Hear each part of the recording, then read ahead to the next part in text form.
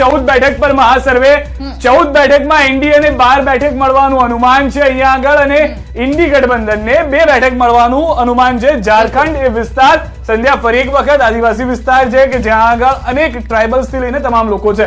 જે આંકડો છે એનડીએ ને 12 બેઠક, ઇન્ડિયાને 2 એટલે કે ઇન્ડી ગઠબંધનને 2 અને અધર્સને 0. હવે જે આંકડો છે 300 થી પાર થતો એનડીએ માટે જોવા મળી રહ્યો છે. મુકેશભાઈ, આપની વાત પૂર્ણ કરશો, મારે શિરીષભાઈ પાસે પણ જવું છે. મુકેશભાઈ, આજે ઓપિનિયન પોલની વાત છે ને, તો હું ઓપિનિયન પોલમાં ચોક્કસ માનું છું કે ઓપિનિયન પોલ એ રેન્ડમલી લેવામાં આવે છે અને મોટે ભાગે ઘણા ફેરફારો ઓપિનિયન પોલમાં આપણને મળ્યા છે.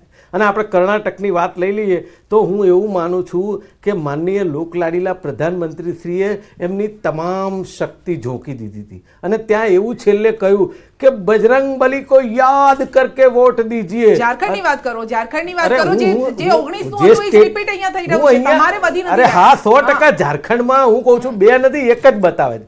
એની વાત નથી કરતો, પણ જે ઓપિનિયન પોલ અને જે અત્યારે દેખાડે છે આમાં ફેરફાર 100% થઈ શકે. આપણે જોઈએ કહેતા જ નથી કે આ રિઝલ્ટ છે. અમે તો એમ કહીએ છીએ કે જનતાનો મૂડ છે, જે સેમ્પલ છે, જે જનતાનો મૂડ જે તમે વાત કરી કર્યો છે. અમે એવું નથી કહેતા આખે દેશનો અમે સર્વે કરી દીધો છે. હા, એટલે અમે એ જ બતાવી રહ્યા છીએ. પણ મેગા ઓપિનિયન પોલ દ્વારા એવો માહોલ તો આપણે ક્રિએટ ના કરી નાખીએ કે અહીંયા કોંગ્રેસનું કશું નથી, એવી કોઈ વાત જ નથી.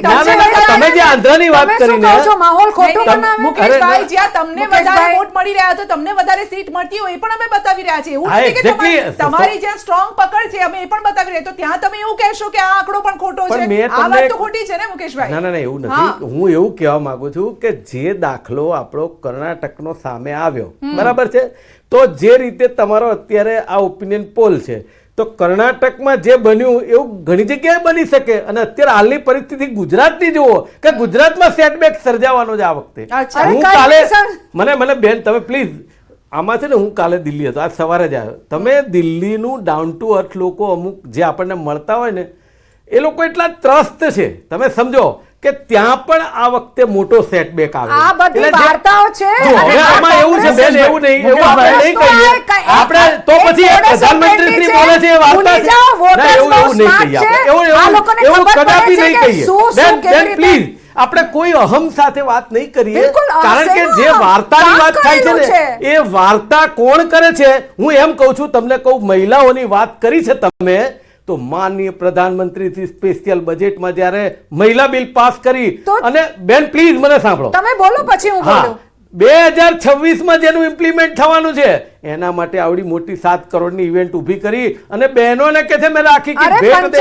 બેન please I request you please બેન મને સાંભળો. તમે નહીં સાંભળી શકો, હું માનું છું. તમે નહીં સાંભળી શકો એ મને ખબર છે. તમે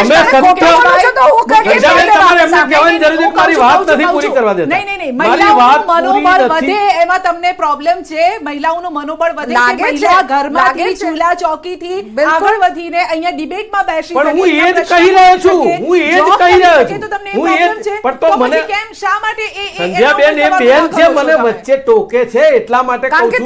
સમયની કમી મુકેશભાઈ, સમયની કમી બધાને આપવું પડે, બધાને સમય. મારી વાત જ પૂરી, તમારી વાત પૂરી જ નથી થતી. મારો પણ એ જ કહેવાની વાત છે, વાત પૂરી જ નથી થતી. જે વાત કરવા માંગતો તો કે જે ઇવેન્ટ દ્વારા માનનીય પ્રધાનમંત્રી શ્રીએ કહ્યું કે મેં રાખી કી ભેટ દેને, જો પ્લીઝ હવે જલ્દી મુકેશભાઈ, તો એ જે 2026માં ઇમ્પ્લિમેન્ટ થવાના બિલ ઉપર આજે રાખીની ભેટ આપો છો, તો વચ્ચે 24-25 ની રાખીમાં શું આપશો? મહિલા જવાબ આપી રહી છે, મહિલા 2024માં જવાબ આપી રહી છે. મોટા સમાચાર છે મુકેશભાઈ.